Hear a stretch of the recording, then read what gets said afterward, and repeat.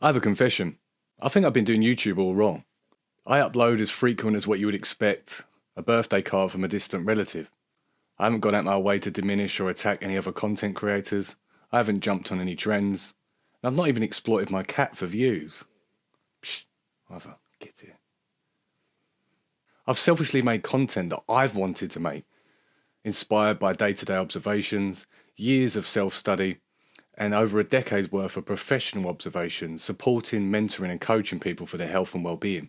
I've in essence made videos that would have benefited and profited me and what I needed to hear back in the day, as well as putting it out there for people that may already know this stuff and serves as mainly just a reminder of something they already know. So why did I create a YouTube channel? In 2020, my early years paranoid conspiratorial concern seemed to become a reality, as it did for most people. And if it didn't then, it probably is now and you're just smelling the coffee. But at the time I was doing multiple jobs. One of my jobs was as a personal trainer, which is something I've done for many, many years. And another piece of work that I was doing was working in youth work and youth projects. That ended up becoming my main source of income when the gyms closed down. And we were tasked by a manager at the time to do an activity, a video to send out. And I just remember cringing at the prospect of me in my little abode making stick figure lollipops to try and engage the youth, or some cringe TikTok dance in order to tick a box to say that we tried during this time of uncertainty. I thought to myself, if I'm going to have to make a video, I'm going to make one that's better than the standard and better than what's being proposed. I had to come from a place of authenticity and similar to what I normally do when I'm in the youth work setting in the beginning. The one that's diffusing the conflicts, having meaningful conversations with the young people, or the one that's got the energy to do the activities with the young people. So I wasn't going to make a video that wasn't of myself, and I wanted to make it of a standard that I could be proud of, regardless if it gets the same amount of views as what I do on the channel now, or just as poorly edited as what they still are now. But I remember when I finally completed the videos, I had this pressing thought of why the hell am I not doing this for me? Why has it taken someone to ask me to do this with a little bit of resentment and apprehension to do something that I'm already passionate about? I'm already coaching people and working with people, but I never thought to ever create content for my own sake, to embolden and inspire not only myself but others around. Why has it taken me to be pushed to do something that ultimately I could do myself? I really enjoyed the alchemical process of making the videos, the confrontation of fear, of putting myself out there. Although I'm confident in coaching people and the experience that I have in the flesh, it was very different turning the camera on and being able to show up and being present on the camera. And I still face that fear every time I do these videos now for myself, albeit less frequent when I upload every 3 months. So what's Primal Expressions? Well, before I had an urge to make videos or a desire to put videos up online, through years of curious yet painful self-study and other musings, I already held on to this notion of our primal expression, that there lies simplicity and principles and natural laws that go into one's ability to be able to not only just survive but thrive as well.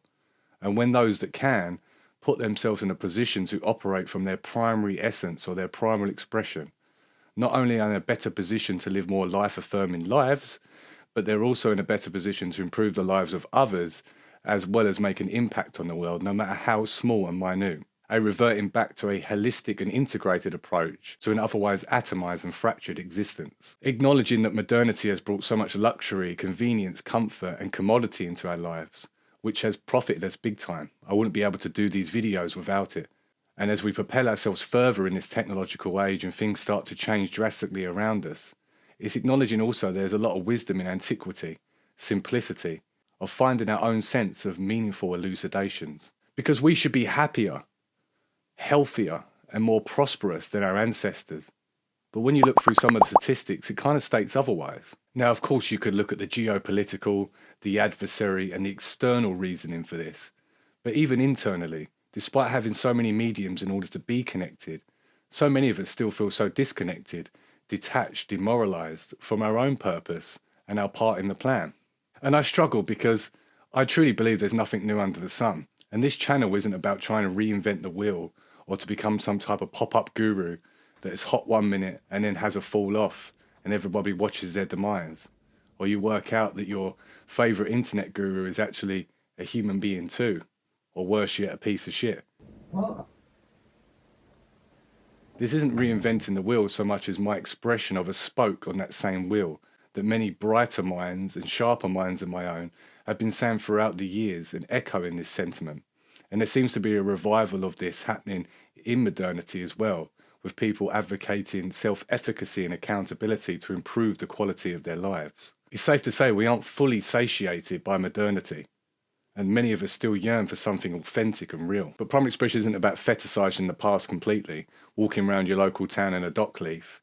It's more about the reverting and reconnecting with the foundry and primary expressions of our own authenticity, harnessing our power of personal narrative to understand past, present, and future, loosening the bondage of poor conditioning or the allure of existential dread by actively observing the algorithmic patterns that seem to emanate through time and history. That when you were birthed and you were young, you had no fear, you had no lack of confidence, and slowly conditioning and the world taught you to be otherwise. So whilst we're caught up in the bullshit and the minutiae of everything around, the quicker you can restore your primal expressions, restoring the energy physically, mentally, spiritually, if you use that word, then ultimately you're in a better position to face your own life's battles.